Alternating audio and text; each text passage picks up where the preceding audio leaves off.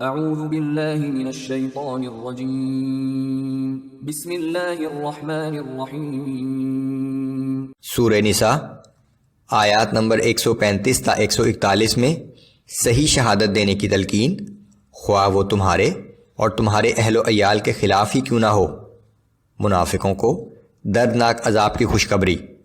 جس مجلس میں آیات الہی کا مذاق اڑایا جا رہا ہو وہاں سے اٹھ کھڑے ہونے کی تلقین۔ منافقین کا کردار۔ اعوذ باللہ من الشیطان الرجیم یا ایہا الذین آمنوا کونوا قوامین بالقسط شہداء للہ ولو علی انفسکم او الوالدین والاقربین۔ اے ایمان والو، انصاف پر مضبوطی کے ساتھ قائم رہنے والے اور اللہ تعالیٰ کے لیے سچی گواہی دینے والے بن جاؤ، خواہ یہ شہادت خود تمہارے حق میں یا تمہارے والدین یا قرابت داروں کے حق میں نقصان دہی کیوں نہ ہو۔ إن يكن غنيا أو فقيرا فالله أولى بهما فلا تتبعوا الهوى أن تعدلوا۔ اور فریق معاملہ خواہ مالدار ہو یا غریب، بہرحال اللہ تم سے زیادہ ان کا خیر خواہ ہے، سو تم عدل سے گریز کرنے کے لیے خواہشات نفس کی پیروی نہ کیا کرو۔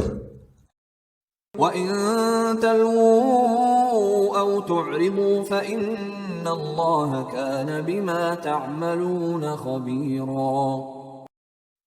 اور اگر تم اپنی لفاظی کے ذریعے شہادت میں تحریف کرو گے یا شہادت دینے سے انکار کرو گے تو یقین رکھو کہ تم جو کچھ کرتے ہو اللہ اس سے باخبر ہے۔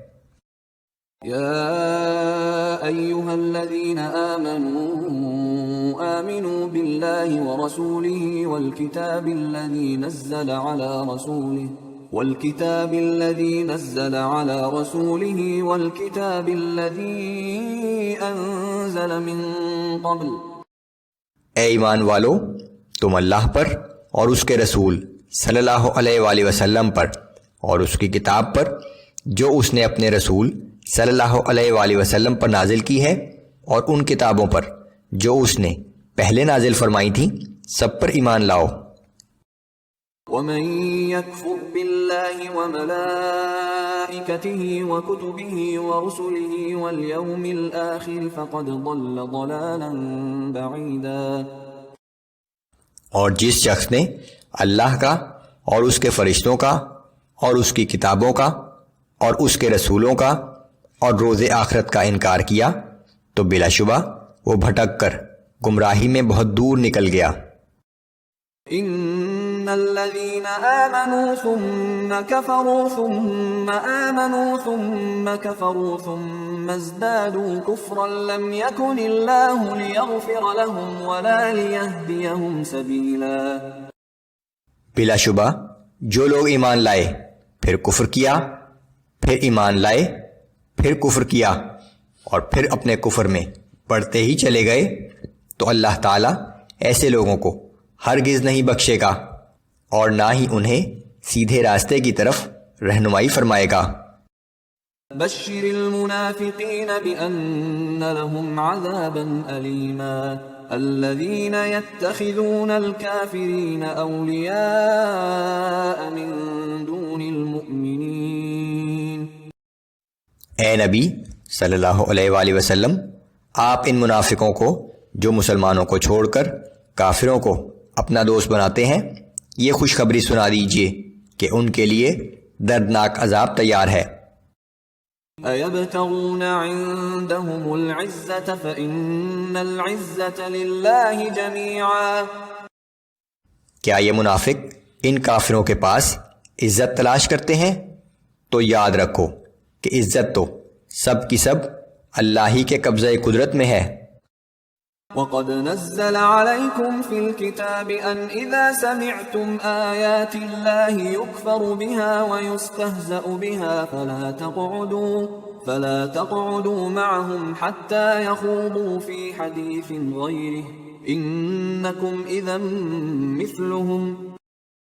اور بلا شبہ اللہ تعالیٰ تم مسلمانوں کی جانب قرآن میں یہ حکم نازل کر چکا ہے کہ جب تم کسی مجلس میں یہ سنو کہ اللہ کی آیتوں کے ساتھ کفر کیا جا رہا ہے اور اس کی آیتوں کا مذاق اڑایا جا رہا ہے تو تم ان لوگوں کے پاس مت بیٹھو جب تک کہ وہ کسی دوسری بات میں نہ مشغول ہو جائیں، ورنہ تم میں اور ان میں کوئی فرق نہیں ہے۔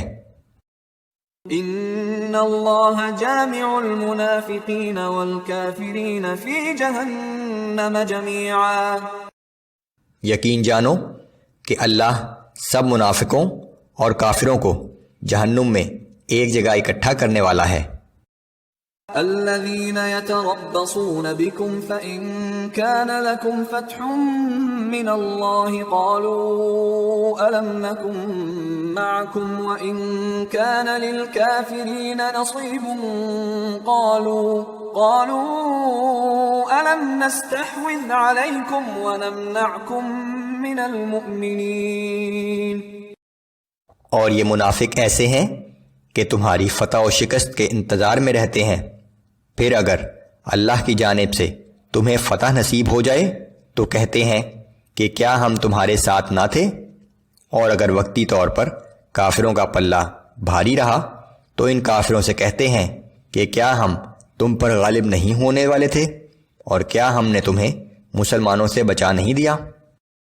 فاللہ یحکم بینکم یوم القیامہ ولن یجعل اللہ للکافرین علی المؤمنین سبیلا. بس اللہ ہی تمہارے اور ان کے معاملے کا فیصلہ قیامت کے دن کرے گا۔